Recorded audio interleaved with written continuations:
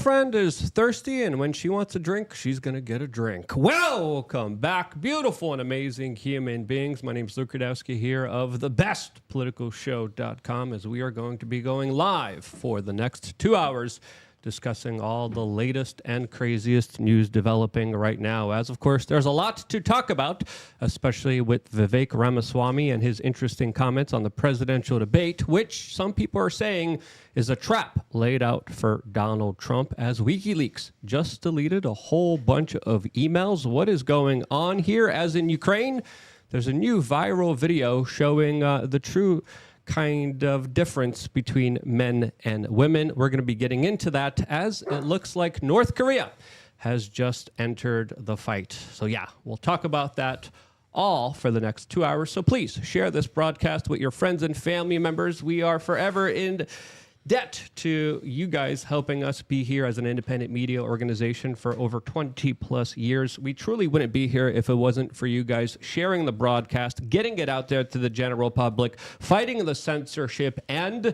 being a voice for counter-narrative mainstream media propaganda. Really does mean a lot, and you guys get to also participate in the conversation. One of the ways that you guys get to do that is by simply signing up to lukeunfiltered.com. When you do that, you get the ability to call in. We're also doing nature hikes just for members all around the United States. We just had one in New Hampshire. It was awesome. It was incredible. So if you haven't signed up yet, what are you waiting for? Sign up right now, as we also have, of course, mysuperchat.com, a platform that allows your super chats to actually show up on screen and give us more of a better cut. So we're going to be trying to read all of your super chats throughout the conversation that you guys will be a part of. Joining us for this conversation is former UFC champion superstar Rashad Evans. Rashad, for the people who don't know you, who are you and how would you introduce yourself? I am a former UFC light heavyweight champion. I got my start on the Ultimate Fighter show, fought my way up to earn a UFC belt, and had some of the biggest epic fights with some of the best fighters in the UFC light heavyweight in my career, but just in UFC history, some of the best light heavyweights I got a chance to fight. And I'm a current UFC Hall of Famer. Incredible career. Lots of stuff to talk about, especially when it comes to culture, the UFC, the kind of fighting spirit. There's so many things I'm excited to get into, because I remember watching you when I was growing up, and I was like, damn, that's a good fighter. That doesn't make me feel old, though, at all. Sorry about that. That's all right. No, it's okay. It's all good. But no, truly, like the stuff that the wars that you've been through are very inspiring. So we'll get into all that stuff and some of the political stuff, some of the cultural stuff, as of course we have one of the first memes ever on the internet here with us as well, and that is Andrew Meyer. Don't tase me, bro. Also in the house here as well. Andrew, for the people who don't know you, who are you?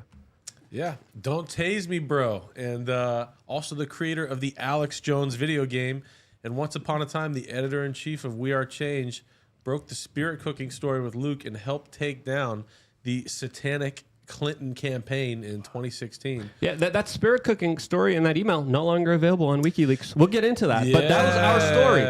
We people don't realize We Are Change broke that story. Everyone was like, "Oh yeah, here are the emails. Here are the emails." Cassandra Fairbanks, shouts out to her, and she was our editor working with you as well. And she was reading through the emails, and she found that story. She found the whole spirit cooking element. I don't know if you heard of that stuff before. I've heard of it. I mean, that's a dangerous story to break. Exactly. Yes. And now the source material is gone from the WikiLeaks email, so we'll talk about that as well. Cool. Anything else you want to say, Andrew? AlexJonesGame.com. Steph is in the house, who I would have to say worked very hard on upgrading the studio. And she also designed the little microphones we have now that, for some reason, Steph, you have the testicle side on your side for some reason, which wasn't on purpose, but they're there. So Luke did a good job picking the icons for our new mic flags. I also want to give a shout out to Liza Trainer, who helped with this studio that you see behind me and on the other angles of this camera. It's awesome, and I'm so proud of it. But Steph, you got the mic the other way. You got to flip the mic the way that. Yeah, there you go. Yeah. That wasn't on purpose. Steph came to me. She's like, "Can you help me figure out where?" I'm like, "I'm too busy." And the mics look pretty legit too. And Steph and Liza Turner worked really hard on the backdrop and the lighting. So shouts out, Liza. Thank you, Stephanie, for working really hard when we were at PorkFest. Clint Russell sadly isn't here. He is preoccupied with his girlfriends. So he will be returning tomorrow. And we're going to be doing a special live stream with Roger Stone watching the presidential debates tomorrow here on this particular YouTube channel. It starts at 8 p.m. So make sure you click the subscription button. Martha Bueno is going to be here. A whole bunch of people are going to be coming in and out as it's going to be a major day that everyone is talking about right now, which kind of brings me up to the first story that we have lined up here. And that is that Donald Trump says that he knows who his vice president pick will be, as NBC also originally reported that he will be bringing his VP to the upcoming presidential debate. Now, originally, I want to shout out the original source for this, which was Laura Loomer. She actually broke this story a couple days ago, and she said Trump is bringing and picking his VP at this presidential debate. Now, I personally think that the wording here is very careful, because Donald Trump walks around with a big crew, and he could bring a whole bunch of people. And technically, he did bring his VP, but he hasn't officially announced it. He hasn't officially chosen it. And for me, this is a big story that the corporate media is building up. But in reality, Trump's going to come with a bunch of people, a bunch of advocates, and he's not going to declare it. And when he is, I think he's going to make a big statement about it, as a lot of people are kind of hinting it could be Vivek, as of course, Donald Trump also had a very recent trip to Ohio. Andrew, you've been following this story pretty closely as well. What do you think? Do you think Donald Trump's going to be picking his VP tomorrow at the presidential debate? I don't know that he'll be announcing it. I think that the race is narrowed down pretty much to Ben Carson or Burgum. I don't think that a lot of the people think are in contention really are. J.D. Vance, there's a big campaign for him. There's a lot of money behind him to be the VP. I don't think he has a chance. People are saying Vivek, but Trump already released a list of who his potential candidates for VP are, and his name's not on that list. And if you remember, Trump released a whole list of potential justices for the Supreme Court. Everybody he picked was on that list. So he's not going to go back on his word. It's not going to be Vivek for VP. And someone close to Vivek that was in his campaign is floating Vivek for Supreme Court. He would never be doing that if Vivek was in contention for VP. So it's not going to be Vivek. It's going to be Ben Carson. It's not going to be Tucker Carlson either. Alex Jones. That'd be amazing.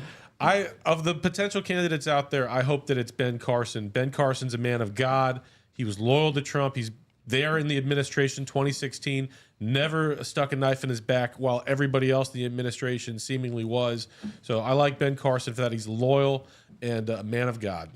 And I think that Ben Carson makes sense when you look at how, Trump has really did this, his campaigning lately. He's been a lot in the Bronx and all these, black communities. So I feel like that would be good for him to kind of tip into that by having somebody that represents black people.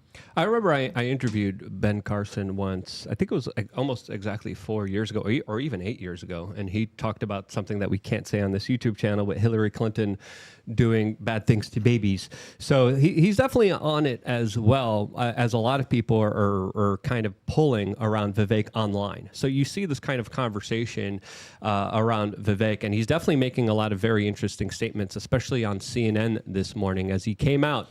And he's very eloquent. He sounds very smart, and he's making some really good points like he usually is, specifically describing Trump essentially kind of getting into a trap-like situation at these upcoming presidential debates. Here's the clip that I found very interesting. I'll also tell you something I told President Trump, and I'll tell you as well, is I give him a lot of credit for doing this debate on the terms that were effectively set by Biden. Hosted by CNN in Atlanta without a live audience would be the equivalent of Joe Biden agreeing to do a Fox News hosted debate in Alabama with 3,000 live audience members. So I give Donald Trump a lot of credit for that. If you're going to lead the country, you got to be able to show up, and that's exactly what he's doing. Yep, and it's a tough situation. You're literally dealing with CNN, the same news organization that says riots are mostly peaceful, as there's flames and fire literally behind the reporter. They're the ones that literally described black holes swallowing airplanes. They're the ones that literally had on-air anchors that ate human brain on live television. And of course, they ran with a lot of biased headlines for so many years against Donald Trump that were absolutely ridiculous. So this is going to be interesting to see how they handle this debate, because they have to be fair and partial. But will they be? I don't know. Jake Tapper famously has compared Donald Trump to Hitler a number of times. So I don't know who he could call him as a bigger boogeyman than that. They're not going to be fair. It's going to be skewed. I wish Clint was here. Clint had made the point on Twitter that Trump shouldn't even do this debate because it's going to be so unfriendly to him, and that he should try and get on Joe Rogan. But Joe Rogan is not going to have Trump on to begin with. But this is how you win people from the other side. You show up to the lion's den.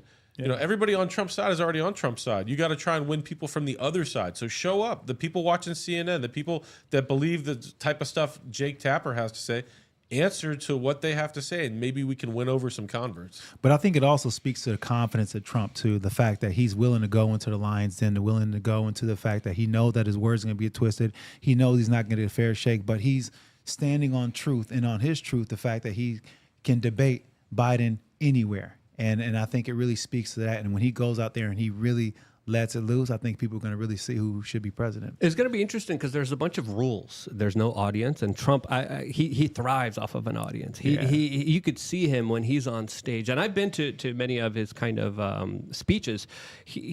When he's able to let loose, when he's able to not read the teleprompters, when he just kind of ad-libs, he becomes a comedian. He becomes someone that is incredibly on it, someone who's really funny, and he's able to galvanize a lot of people. I don't know if he's going to be able to do that at a debate where, again, it's just CNN people around him. He's in CNN headquarters and no live audience. They're going to be able to cut off his microphone. And I think that's the biggest kind of stipulation that is really going to be hurting him the most, because you're not going to be allowed to have those "you'll be in jail" comments like he did 8 years ago. But at the same time, 4 years ago, Donald Trump didn't do too well against Joe Biden. Let's just be honest with ourselves. One of the reasons he didn't do so great against Biden is he was very combative, and it seemed like over-aggression against Biden. So it actually doesn't hurt him at all that he can't interrupt Joe Biden.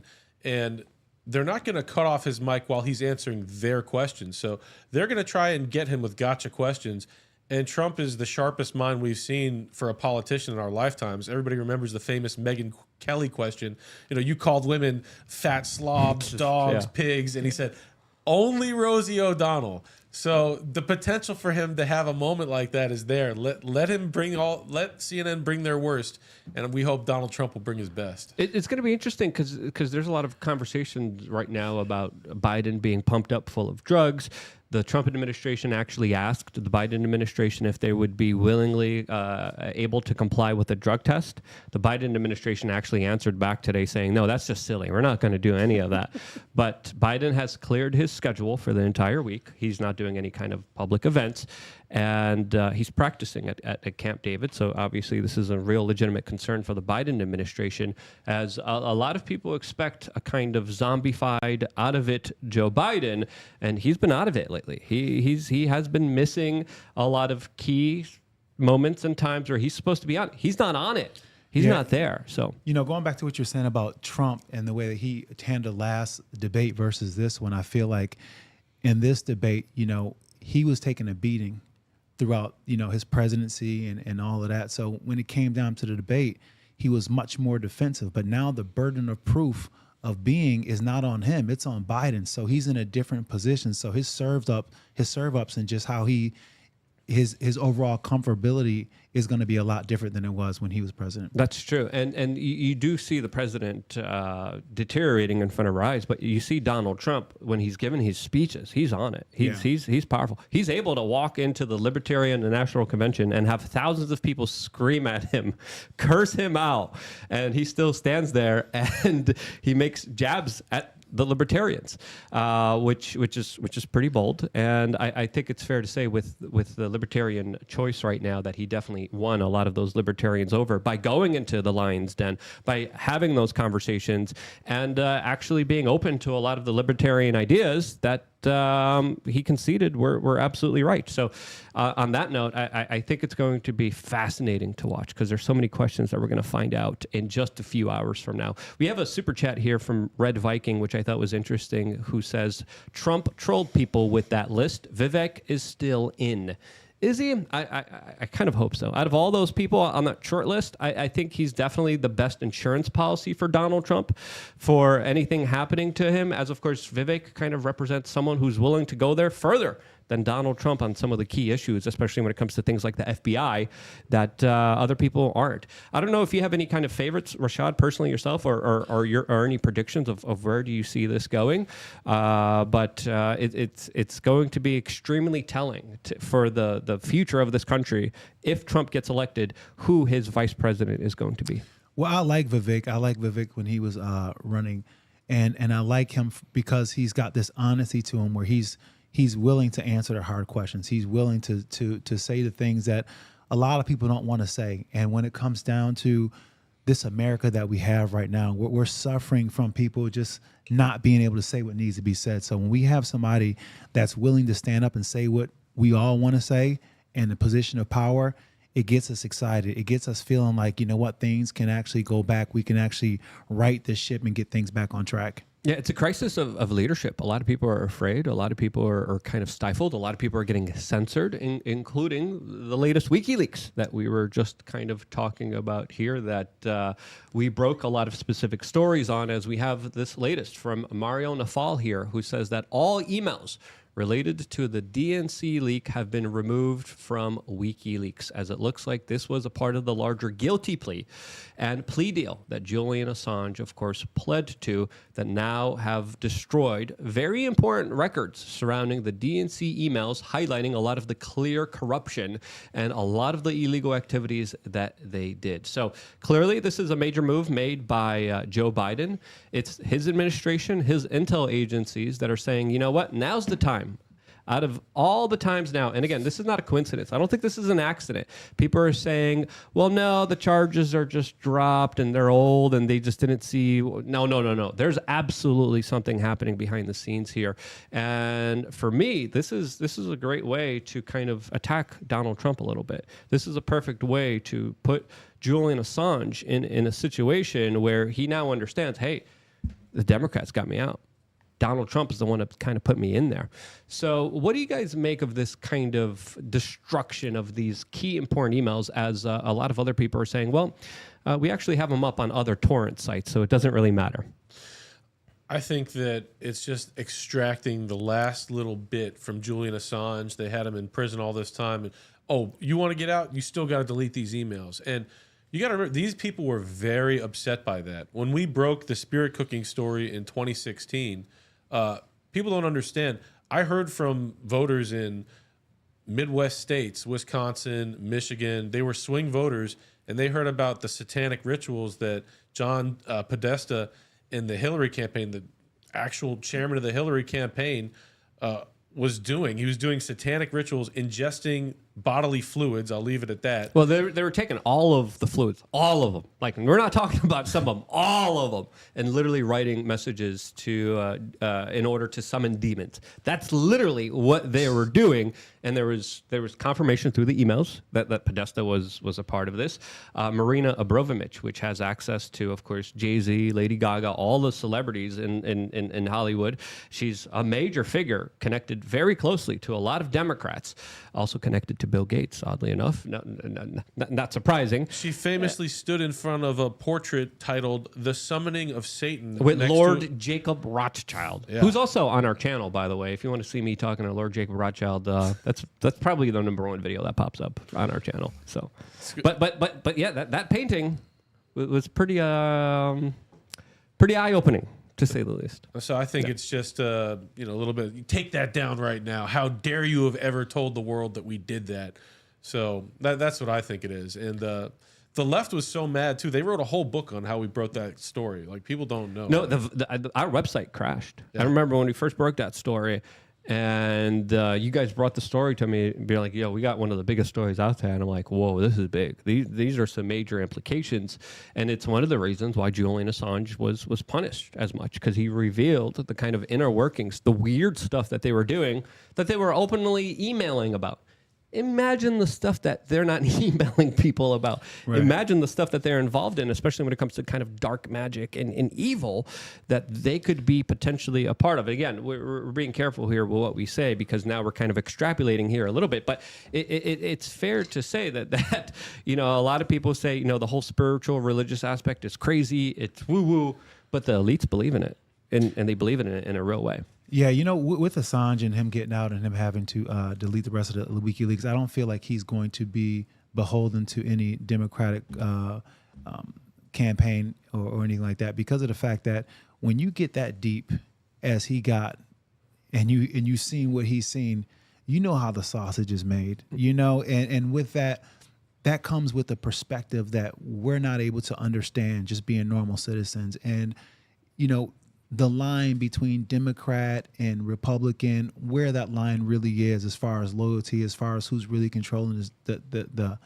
both sides, So when you're in a position like Julian Assange, I think you take the perspective as, I'm out, and let me see, let me maybe stay away from this, or maybe attack it from a way that will make it so I can't be fingered in it. Yeah, you brought up a great point, because it's not left or right. When you look at the true power structures and how things work in Washington, D.C., they use these kind of monikers, they use these kind of symbols, these kind of gangs to pin people against each other. But in reality, I think there's a deeper kind of spiritual aspect to all of this. Yeah. And there is pure evil, and there are people fighting evil.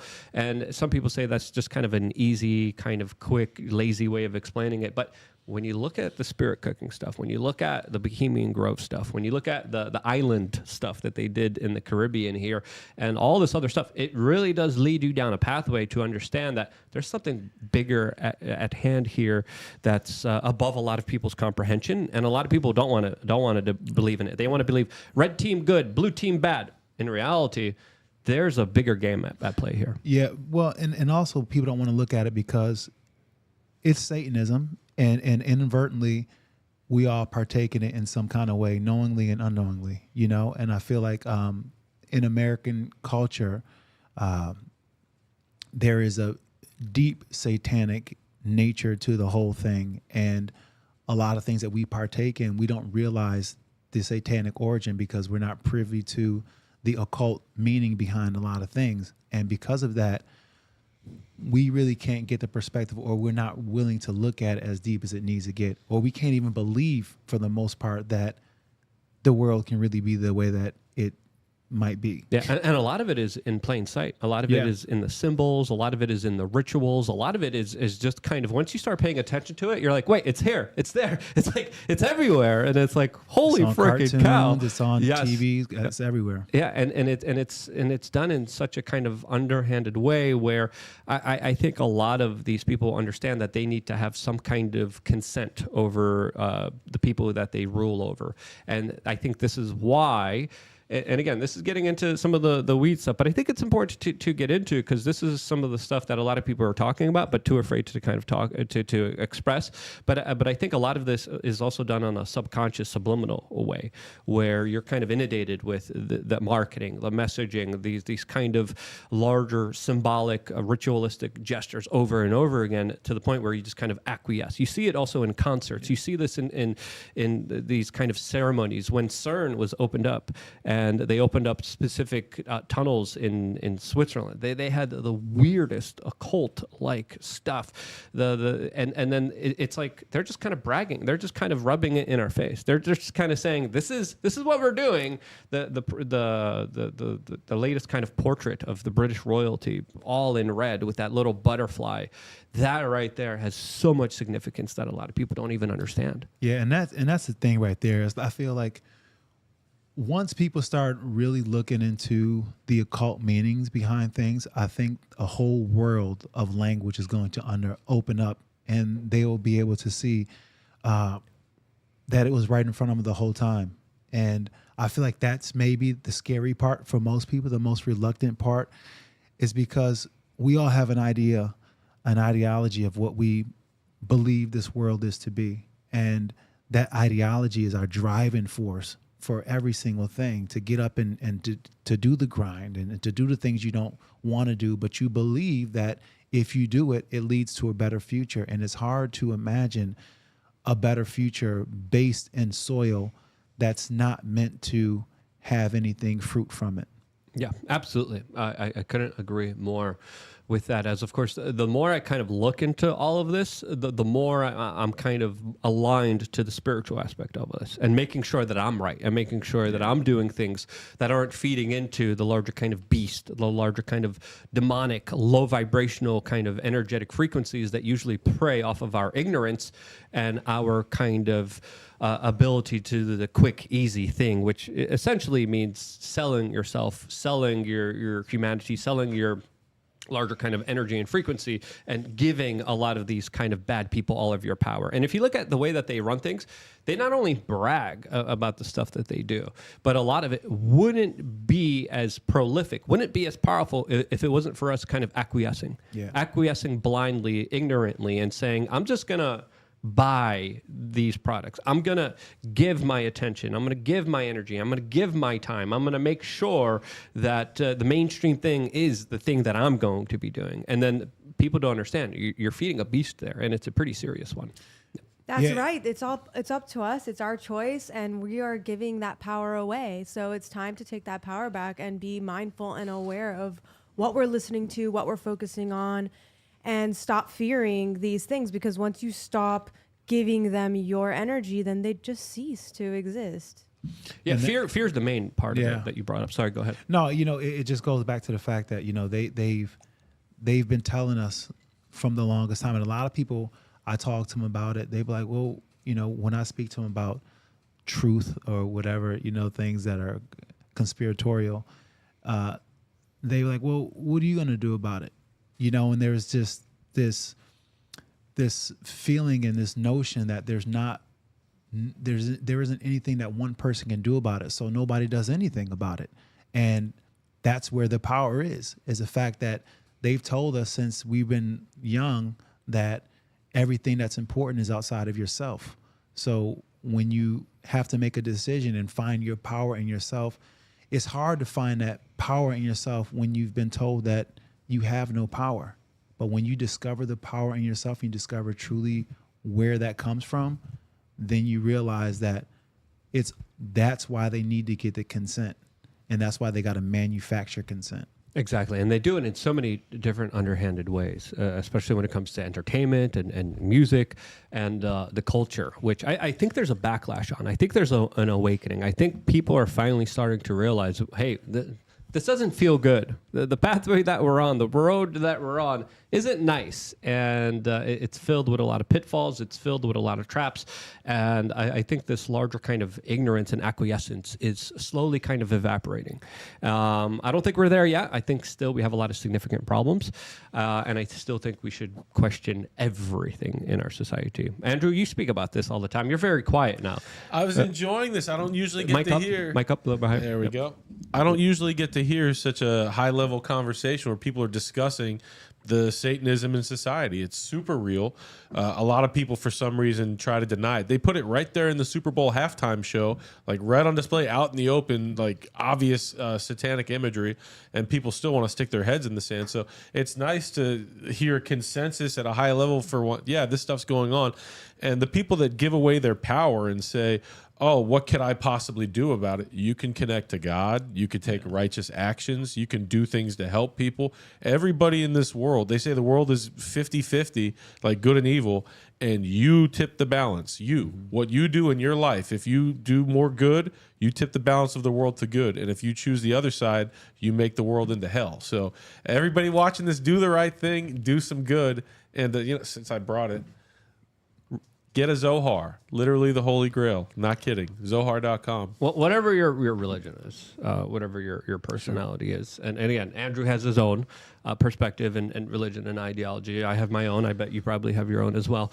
I think a lot of this boils down, again, good, evil. Are you doing good things, positive things, helping people, or are you doing the opposite of that and incentivizing some really horrible stuff? And you got to kind of analyze, what am I doing in this life? What is my pathway? Where am I going? Once you start thinking about that and start having some hindsight, which not a lot of people think about, sadly, once you start thinking, what impact, what path am I going to start making in this world, and taking that power back for yourself, you feel incredible. You feel amazing, and it feels like you're a kind of a vessel for something greater, something bigger than you. And once you start working for that kind of other, once you start doing things that are not just selfish, but something bigger and better for yourself and your family and your loved ones, that right there is putting yourself on a pathway towards really living life to the fullest extent and really kind of realizing it. I don't know if you had a moment in your life where you kind of experienced this, but it's always kind of been around me, especially after 2001 when I was in New York City. And that was a major energetic shift. That was a major change in our country that really signaled a lot of kind of internal change for me personally. What I've been able to be blessed from my because for me it was going through something emotionally that really brought me to the place where I had to face a lot of things that I didn't want to face. I had to come out of the darkness and really step into the light. But stepping into the light meant being able to get some gnosis, being able to find out who I am, not even who I am, but what I am. And understanding what I am, it helped me to understand the connection that I had with every sentient being, and everything in general. And coming from that perspective, I started to realize that, the you and I on a separateness is the illusion. It's the illusion that divides us all. But when you realize the connection that you have with everything and everybody, then you realize the power that you have inside of you. And with the acquiescence and the things that people do, they feel as if like, in order to have a revolution, it has to be violent. But the thing about it is, they say the revolution won't be televised. And the reason why the revolution won't be televised is because it can't be televised. Because in order for a revolution to happen, it has to be an internal revolution. And when you have that internal revolution with yourself, that's when you stop acquiescing to what they do. And the game ends when we decide to say we don't want to play no more. Absolutely. I always say we shouldn't be calling for a revolution, an evolution, which would be a lot more advantageous for the general public out there. As, of course, the people now calling for violence are usually idiots or feds. And there's a lot of them. And it's not fun to be around, as of course, you don't want to be around those people anyway, but a lot of these people are trying to kind of push people. And I think that could be in the kind of playbook for this kind of election cycle. Try to piss people off. Donald Trump's sentencing is going to be in just a few days from now on July 11th, in about 2 to 3 weeks from now. And I think there is an attempt to provoke people, to get people really angry. And once you start being in that kind of angry fear state, all bets are off. And we really got to be super careful with how we kind of move forward in this very crazy year. As, of course, there's a lot of surprises, and there's going to be a lot more surprises, of course, coming up here. As I wanted to kind of continue on with what we were just also kind of describing with these WikiLeaks 20,000 DNC emails that, of course, were just deleted, as of course a lot of people are saying this doesn't just happen by accident here. There probably is something at play here. The timing of this release isn't coincidental. It's an election year. They're destroying a lot of different information that of course should make you question what in the world's going on here, and how are all of these powerful people all connected to, of course, a lot of the really weird stuff. Now, a lot of other people are also saying that there's a probability of war, death, and destruction that is inevitable already. It's happening in Ukraine, as we have this very interesting Daily Mail article that is a little sensationalistic. It's definitely a headline grabber. It definitely finds a way for people to, of course, click on it, as it reads, "Man dubbed the living Nostradamus warns the worst is yet to come, claiming the world is teetering on the edge of war that could be triggered by a small incident." Now, this is a 36-year-old Brazilian that looks like he had a lot of lip injections, cheek implants, and plastic surgery, and literally like the epitome of a Ken doll, but even, I think, a lot more plastic than him. So is this fear-mongering? Is this clickbait? As, of course, they're saying this is the same guy that predicted the larger health scare that went around 3-4 years ago. He's the one that predicted Elon Musk would buy Twitter. Now, what do you make of this guy from face value? It's not really saying much. Oh, my God. But I think the larger notions of what he's kind of warning about are legitimate, but I think there's a different way of going about it. Well, go ahead. No, go ahead. Well, I mean, I think that the writing is on the wall. And I say that because we have a situation where we have a lot of things coming to a head. We have the ending of the banking as we know it, and the fiat currency, changing over to digital currency. And we have this transition that's happening of power between the West to the East. And we also have, these agendas being put in place by these World Economic Forums, Agenda 2030 and all these things that are hiding in the guise of sustainable development, being pushed in a way that it's going to cause a lot of disruptions. And it needs to cause a lot of disruptions because they have to show that the system is broke. So what we're seeing right now is a deliberate crashing of the system because the system has to be showing that it's broke, so then they can come in with the solution.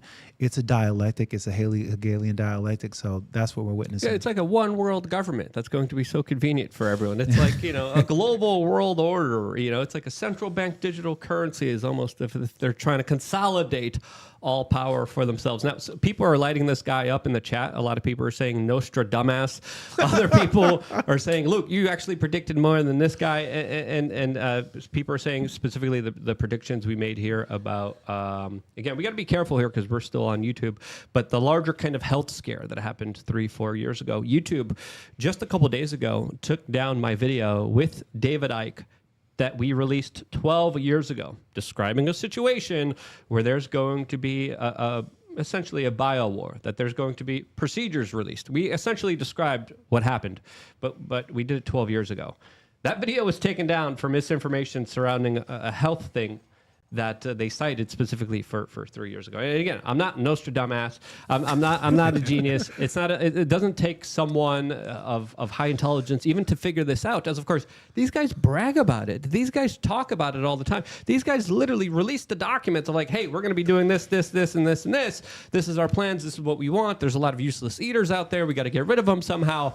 And again, you got to be careful with, I think, any gurus. And I think if there's one thing that's great about the internet, it's this kind of destruction of a lot of individuals who think they're the ish, who think they're the best.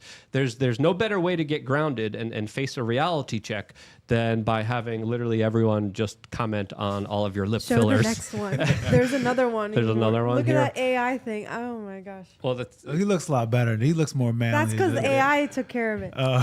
whoever this gentleman is, he's welcome on the show. He's a good-looking guy, though. He's put together well, though. He's put together. He worked really hard for that. He put together. Well, these procedures take a long time. But there is something to say about the kind of superficial aspect I of this agree. that kind of do make you kind of question what's really going on here. As of course, I don't trust anybody, especially if they claim to know the future. But it doesn't take a genius to figure out what's ahead here isn't good, especially in Ukraine. There's a video going around right now showing this woman kind of bicycling. Let me take that off so we don't get a copyright strike here. She's, exercising on a roof as there's literal explosions and Slavic men that are losing their lives in the background. As the caption reads, they think they could take us. They don't know what they mean to be Ukrainian. And again, a lot of people are bringing up different things. A lot of people are saying, well, these are just women exercising. What do you expect them to do? Other people are saying it's a little crass. It's a little distasteful, as Slavic men don't have this luxury. And a lot of the Ukrainian men are literally being rounded up, taken away from their family members, and then forcefully enlisted into the military, as there's so many of these videos. And it's hard to watch because these are men who don't want to go to war, that are forced to. Why are they forced to go to war, as their government is gaining more money because of the war prolonging? Because they actually say, no, we're not going to have a peace deal. We're not even going to negotiate. We're going to take you, we're going to conscript you, and you're going to go off and fight. Now, this is also happening in Russia, but Ukraine definitely seems like they don't have much of an option here, especially if they're men, as of course a lot of them are just literally being rounded up and then put on the front lines, which is horrible, which is absolutely scary, which is absolutely terrifying, because with the way that things are going, this could very easily be someone that this could very easily also happen here in the West. It could also happen here in the United States. The military recruitment numbers, all-time low. Not a lot of healthy people out there. Not a lot of fit people out there. A lot of people, mental health issues, physical issues, obesity issues, diabetes issues. All of those issues are going up. And it just really does highlight. I think my original kind of reaction to this is that it's just maybe not the right time to show you smiling and I think having the time of your life there. They've allowed their new army to just walk through the border, so they're not really counting on the American army. And they kind of maybe understood that this might be the case, and I think they're ready for whatever happens. But it all goes back to the world ideology about what's running the world, and we talked about what's running America and the Satanism, and it's the same thing that runs the entire world. There is this group, that really, that's the religion. That's the true religion that runs this world. And with that true religion, there's sacrifices. And there's no better or more bigger sacrifice than war. And it seems like they always need it. They always want some kind of war happening. And as soon as Afghanistan ended, this sparked right up. And I don't think it's a coincidence. I don't think it's an accident that it did.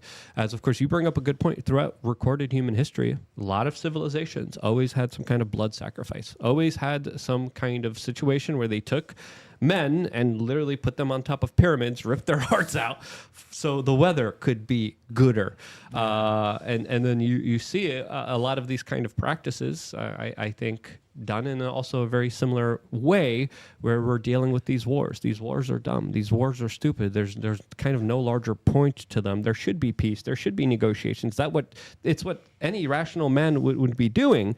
And I do think there is a kind of culling. There is a kind of blood sacrifice that we're going through, whether we like it or not, that these people want to carry out. And that's the kind of deeper kind of spiritual aspect of this that I kind of do understand here, because you look at the clips, you look at what's happening in Ukraine with a lot of these young men. It is terrifying. It is absolutely scary. You sense it. You see it, especially in videos like this that have sparked a very interesting conversation. Now, we're not going to show you anything gory. We're not going to show you anything that is, disgusting. But we're gonna show you a clip that recently really bothered me and really affected me, because it's showing a young man in the peak of his life, running, no weapons, clearly not a threat to anyone.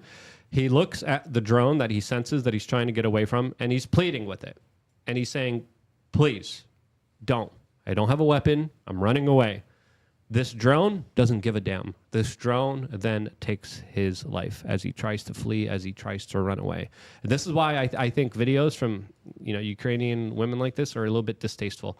And again, I don't even know if this guy's Russian. I don't know if this guy's Ukrainian. I don't care. He's a Slavic man who lost his life for what? And Rashad, you brought it up. I think you hit the nail on the head for a blood sacrifice of some kind of larger, demonic, more evil force out there. Because how else do you explain this conflict and the prolongment of it and the expansion of it? As you know, all the sources that I talk to, all the people that I talk to, they're saying this war is expanding, it's growing, and it's only going to be growing from here, which sucks, and it's horrible for humanity and human life that should be protected, should be respected. But in reality, it's just being absolutely obliterated like this man's limbs and life. The people with the Ukrainian flags in their bio or in their name on Twitter, they're the ones that get me the most because they're giving consent, they're agreeing to continue this war. So the people that they're supposedly supporting, you know, Ukrainian flag, they're continuing their slaughter. Yeah. That's the thing that gets me. It's like, you want to support Ukraine, call for peace. What you're doing is getting all their men killed. And most of their fighting age men are already dead. The guy you saw getting dragged out into that bus in that earlier video, he's an older man. They already killed like 18 to 26. They either dead or fled, mostly Ukraine. They were drafting young boys, old men, and now they're even starting to go for women. So if you want people to just be slaughtered, keep that Ukrainian flag. Well, there's already mercenaries too from Latin America also fighting from places like Colombia. So there's already a whole like factions of Spanish-speaking soldiers. The Russians are using also a lot of soldiers from Africa. And they're also soon going to be using soldiers from North Korea, which brings us to the next story from Business Insider that has the U.S. Pentagon responding to the latest news that North Korea is announcing that it will be sending troops to Ukraine within a month. Yes, this is an official statement made from the North Koreans, as they soon now will be a part of this war, as Russia and North Korea signed a mutual defense pact and have announced that they, of course, will protect each other, which is really bad news for South Korea, really bad news for Japan, probably really good news for a country called China that is obviously still covertly supporting Russia. But this is from Business Insider talking about how the Pentagon now is announcing that North Korean troops will be cannon fodder if they aid Russia in Ukraine. As the conflict there is, of course, heating up, and now more and more countries are involved. And again, history rhymes. It doesn't usually repeat exactly, but more countries being involved in this conflict highlights more problems. There was a big buildup to a potential World War III in 2015. The Obama administration wanted to go into Syria. The American people didn't give consent, and we led up to an election where we elected someone that drew down wars worldwide. So that's why this election season, more important than ever, the people saying, oh, I'm going to sit out, I don't like Trump for this reason or for that reason. Our buddy Rashad here made an amazing point. We've seen all the migrants pouring across the border. Some of those guys look fighting fit, military age, and that's probably why they're here. So the people that think, oh, this election, what does it matter?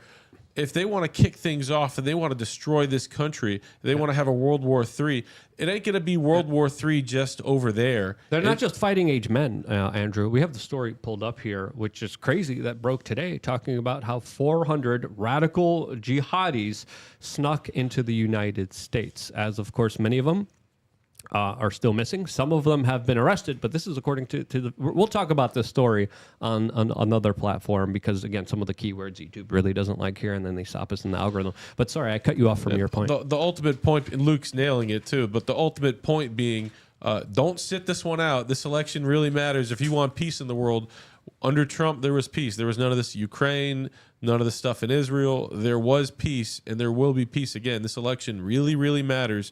And the people saying, oh, I'm going to sit this one out, I'm upset with Trump for this and that. There's plenty of legitimate reasons to criticize Trump. He's worlds better than the alternative. It's peace versus hell on earth. Yeah.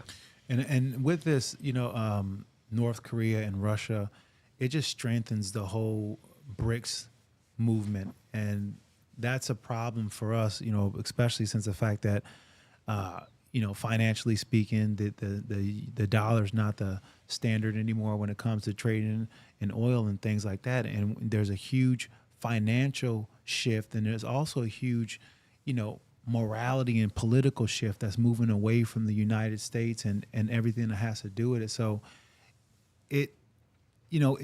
that article to me, it just kind of says like more teams are forming and the teams are getting a little bit more organized on how they're going to, strategically attack this Ukraine situation. That really is a United States, war of proxy situation. Yeah, and there is a larger economic war here. The United States is waging it against Russia. Russia is aligning with the BRICS nations, working closer with Saudi Arabia, working closer with China, with India, with Brazil. And you do see the kind of writing on the wall. It's not there yet. It hasn't happened yet. But you do see kind of larger attacks against the U.S. petrodollar, which is going to have a very significant effect on not just your purchasing power, but your ability to, of course, exist in this world. As, of course, a lot of countries are on the dollar. And if the dollar gets hit, a lot of other countries aligned with the United States very closely are also going to get hit very significantly, which is going to be a major issue. Now, with this kind of drone warfare, this kind of footage that we just played for you a little bit has sparked a very interesting conversation, as a lot of people are saying we need new rules of engagement. A lot of tools in war are banned, such as white phosphorus, such as cluster munitions. In certain kind of wars, a lot of that kind of has gotten out the window. Some people are saying we need to have a legitimate conversations about these drones. These drones that, again, are taking the life of disarmed people who, of course, are trying to surrender, but the drones take no prisoners, and they take life very easily. They take life very quickly. The number of losses in Ukraine are still unknown, but I'll bet you they're probably a lot higher than a lot of people expect them to be, especially with all the drones out there that are just taking the lives of so many of these individuals. As, of course, we have another video here pulled up with a drone jabber who, of course, has a bunch of antennas on his back, as, of course, these jamming devices jam all signals, including communications, and this is why they're not used as effectively or as often, because once you kind of turn this on, you can't really communicate with headquarters. You can't communicate with your fellow men that are also in the field of war here. But this is terrifying. I don't know how you guys feel about this. To me, I wish there was a way that we could just kind of sit at the table and be like, okay, drones, we won't use the drones. That's totally fine. Let it be conventional. For me, the perfect thing would be, and again, I'm a little biased here, let the politicians fight it themselves in the cage, right? Yeah. Let's go into the UFC, Vladimir Putin versus Joe Biden or whoever. Bring your strongest man. Let them fight. Let the politicians who want these wars fight these wars. Put them in the octagon. Let them fight.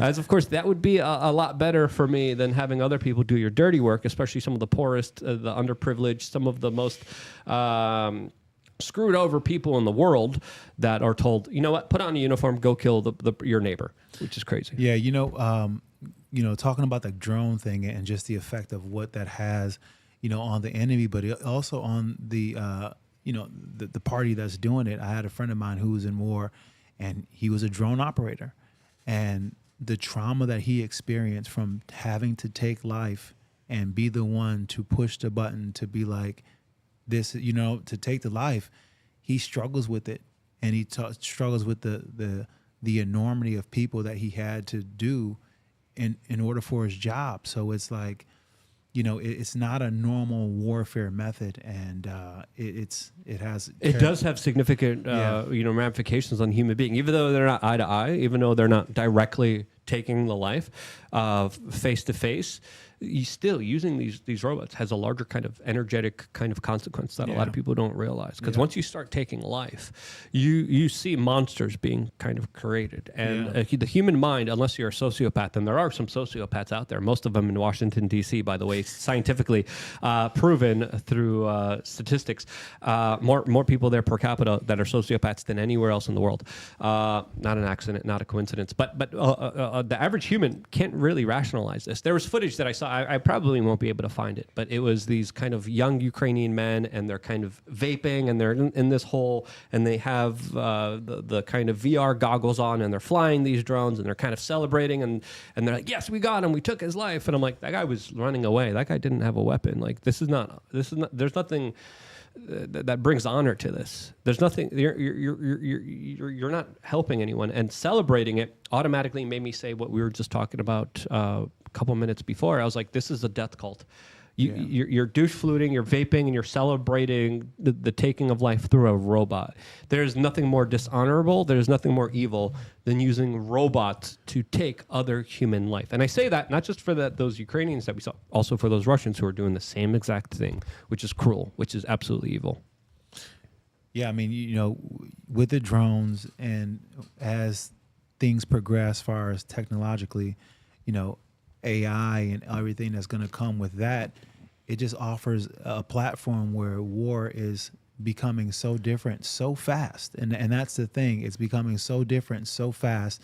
And the power behind war is enormous. So it's scary when you realize it, because we're going to long for the days where it was hand-to-hand combat, you know, where it was a gun being shot at you versus, you know, something else that we can't even foresee right now. And it's just, it's kind of scary that the direction that we're going in without any kind of guide rails to say this is okay and this is not okay. Yeah, there's different weapons that are probably utilized right now that we have no idea about. Yeah. Soft kill weapons or psychological weapons or psyop weapons. As if you look around in society, we're going to get into this because we can't really talk about health on YouTube. We're going to move over in just a little bit. But you look around you, everyone's being affected in such a negative way, especially when it comes to their health, especially when it comes to their personal well-being, especially when it comes to not just their physical health, but their mental health. It's almost as if there's a war on for and there is. So when we look at these kind of unconventional weapons, because nuclear weapons are old, they're archaic, they're nothing compared to the latest weapons that could be psychological, that could be weather modification weapons, that could be energetic, that could be a way of warping people's minds so they become their own worst enemies. So there are aspects of this that I think are worth talking about, are worth kind of speculating on. When you had the picture of the soldier with the backpack on, it looked like something out of Terminator or Edge of Tomorrow or Matrix. You know, It's like we're giving consent for these robot wars. Like, be very, very careful opening that door. You don't want humanity to be policed by friggin' robots, Terminator. They're building that stuff. Boston Dynamics and these other companies, they're building these running men made out of steel. Like, if there's to be a future policed by robots, it would only be if we give consent to it. So people really need to draw back on what they're putting in their bio with these Ukraine flags and all that. I still remember I was with Tim Pool when these consumer drones first came out, and he was able to buy like the latest and greatest first kind of drone that came out. I think it was the DJI one, which is, again, in its first kind of iteration, kind of archaic. Oh, it goes up and down and flies, and it didn't have a camera on it, but you had a drone there. And I remember talking to Tim, and we kind of came to the conclusion, like, holy cow, people are going to strap bombs to these and take lives in record numbers. Because you look at these drone swarms, terrifying stuff. And that's exactly what kind of happened. And we were talking about this kind of from the very beginning, because that's the kind of inevitableness when it comes to technological advancements. There's good things that happen. Yeah, you could fly around and, you know, and then you could also take life very easily, very quickly. When America gave consent for the Iraq war, how the Iraqis were treated, the Afghanistan war, how they were all treated, Guantanamo Bay, this and all that, that was then brought to American. Militarized police, extreme crackdowns, the justice system, all of that, everything we gave consent to in the Middle East, the Iraq war and all that, we then had to experience it. So we should not be giving consent for these drone wars overseas, because that stuff can easily end up in your backyard. You think that you're immune because you're American. That's hubris. We really need to look at what we're allowing in the world right now. Or it could be, hacked, which is another kind of element of it. That's like, whoa, what the hell? Why does my refrigerator freaking know the temperature outside in Japan? I don't want my refrigerator talking to me and having all my data. But as you know, David Icke says, it's the totalitarian tiptoe, you know, and they keep on squeezing everything, and you don't really realize how the water is actually getting a lot hotter before it boils, and we're at that point where the water's heating up and it's getting hot. It's getting hot. I'm not comfortable. No, it's getting hot. I don't want to be in here. No. Steph, we have some super chats. Let's read them really quick before we talk about Biltong. Read the ones on YouTube to the right, please. Okay, we have Andrew Jacobs saying, welcome back. Clint Vivek Russell 2028. Yes, Clint didn't feel good. He's not here. He apologizes. He will be here tomorrow for the presidential debates. Keep going. Red Viking saying, where does Clint pick up all of his hot girlfriends? Walmart. That's where he does it. And then keep reading. Where is the clever poodle doodle? Yeah, yeah. Last time we were here, I was really pissed off at Andrew. He literally came in late, right when we were about to go live, and he released his untrained hound here that was bothering my trained dog, and they were running around, breaking everything. And I'm like, "What are you doing? Why would you bring a dog that's not used to being here?" So luckily, the poodle doodle isn't here. Keep going, Steph. Yeah, Atlas is super relaxed now. So we have Red Viking saying, We already read that one. And then we got another one down below. Trump trolled people with that list. Vivek We already is read still that one. Read the next one. Okay, we got John Medeski saying, Rashad, what are the chances of John Jones transitioning to a woman in the future? That's hilarious. I don't, Well, the way things are there's going. a lot to be said, but yeah. yeah, I mean, this world is crazy. Who knows is going to transition next? Exactly. We got Clint's gonna vote Trump on mysuperchat.com saying, Hola, amigos. Every time I see a video of one of Clint's plus-sized haram girls, my soul dies a little time. Okay, we got Jabanu saying, testing, we are the change. Thank you for that. We're going to have to scroll through some of these. As, of course, we got Clint's, what does that say, Steph? Can you read that one? Clint's blooming monkeypox, who came out and said, I'm starting to think Luke has Clint locked away in a basement somewhere, telling him put the lotion on the skin to get the hose again. Could be. Again, I told Clint, if the world collapses, I am going to make him my slave. So that is going to happen because he doesn't show up to tactical training. He showed up like once or twice, and I'm like, dude, you're not going to be trained or prepared for the future. I'm literally going to enslave you and put you in the backyard. Finboy Slick says the specific drone that took the life of that soldier is guided by a human. It's not the drone that showed no mercy. It's the guy driving it. He had to literally ram it into the soldier. Yes, that's exactly what happened there, and that's what we were talking about. A lot of these guys have major PTSD and mental health issues because how can you not? You just took a human life with a robot. There was a suicide crisis in America for soldiers, and some of that was that. So I haven't seen the numbers recently, but people really don't understand how much it impacts people driving these robots into people and blowing them up. Yeah, there's a karmic kind of energy there that's absolutely crazy. And we got another one by Lil Drinky Poo saying, missed you guys while Luke was on sabbatical in New Hampshire. The real Pork Fest happens in Iowa, number one in pork production. It has nothing to do with pork. It's representing the Porcupine Festival of libertarians and anarchists and free staters and really cool people, bunch of hippies too. We did 3 live shows from there last week. It was an awesome time, an awesome event. Before moving over to a free speech platform, we want to tell you about one of the family-owned companies that we work with, and that, of course, is Biltong. Go to landofbiltong.com. Check them out. They're a family-friendly snack, low in carbs and packed with protein, making Biltong the ultimate health snack. It's a great source of iron, also serves as a source of several other nutrients, including magnesium, potassium, and B vitamins, which translates into exceptional gains in all aspects of life. If you follow any high-protein, meat-based diet, Biltong should be an essential part of your diet. Code WRC for free shipping on landofbiltong.com. This stuff is great. I personally love the Wagyu. It's freaking incredible. Venison is also really good as well. I love protein.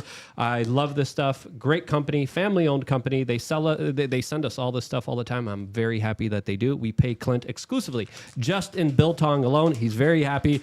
If you guys want to try some, you guys are more than welcome to try some as well. But this is like beef jerky on another level. I love it, and the company's great. They support independent media. They support us, so definitely go support them on landofbiltong.com. Steph, you eat this stuff all the time too? Yeah, that's right. I have an open bag right here, and I'm eating it. It's awesome. I like the elk too, and the venison. Those ones are really low fat. The Wagyu has a little more fat, which is fine. Some people, like, it depends what you're trying to do. But I think they have kangaroo. No I way. think they have kangaroo coming, which I'm super excited about because I love all that weird stuff. I love anything that I'm on their website right now. I'm trying to see what they got because they got some really good stuff. So. Honestly, they're all delicious. And it's perfect if you're like doing a carnivore diet or keto or high protein diet. It's a really easy way to do it and to get that protein in. And if for purchases, we have a special coupon code for it's WRC10 to get 10% off if you're purchasing over $45.95. So yeah, go check them out. They support us. You guys should support them. As of course now we officially move over to the free speech platform that put us on the front page of the website, so you could very easily find us as now we move away from this technocratic, censorious piece of crap landscape that is YouTube, and then we finally are going to be free to say whatever we want, all on this other platform that YouTube doesn't even like us talking about. Every time we do, YouTube's algorithm literally just makes sure that there's no engagement. We're building a big audience there, and you could go over there very easily, very quickly, just by going to the front page. Before, nice, they even updated us. They made us the #1 live stream on their front page. Shouts out to Rumble. They are an extremely great platform that we continue these conversations on exclusively. Before moving over, Rashad, where can people find out more information about you? Where can they support everything you're doing right now? Well, you can go to @SugarRashadEvans on Instagram. I'm primarily on there. I'm also on Facebook, but I primarily do my work on Instagram. And, I'm just, I got a functional mushroom company that I work on diligently, just trying to bring the good news of functional mushrooms and just how it's changed my life.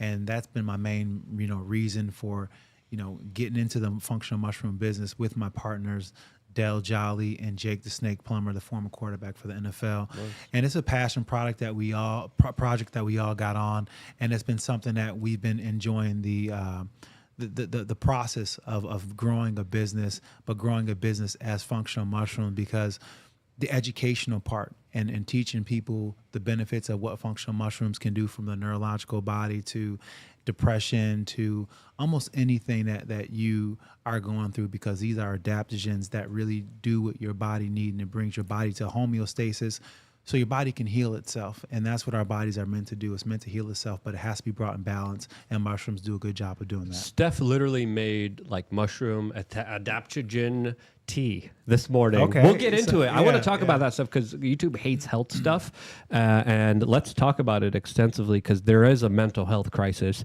and a lot of people are looking for answers. And I remember interviewing Dr. McKenna about the power of mushrooms many years ago. I think like 15 years ago. I'm trying to find the video, but YouTube makes it very hard to find those videos. But do you have a YouTube channel by any chance? No, I do not have a YouTube channel. If my producer's watching, let's make sure we put your social medias into the description so people also can find put you in easier. getumbo.com. That's where you can find the mushrooms and everything that we have going on. There's going to be a big discussion on mushrooms. I know Steph has a lot to say about this. Andrew, before we move over towards a free speech platform, where can people find out more information about you? You can find me on Twitter, twitter.com/theandrewmeyer. Very spicy on there. Some people get triggered by it, but we have a good time on there. And the Alex Jones video game. People that haven't seen the trailer for the Alex Jones video game, it makes their day. They light up with joy. It's the funniest thing. AlexJonesGame.com. Watch the trailer and play the game, and you'll have a good time. I played it. It's pretty fun. Thank you. It brought me back to like those old those little arcades that we used to do a lot of stuff. But maybe we'll play it someday on here as well. Steph, are you excited about the mushroom talk? Yeah, I just made some mushroom tea. Yeah. I do it all the time. It's really good for stress. Specifically, like there's always so much going on, so I like to make that tea like every single day. I want to know more about what you guys are creating and share that with our audience. Everybody, this is Steph of We Are Change. I'm the button pusher, and get your build on. Yeah, mushroom.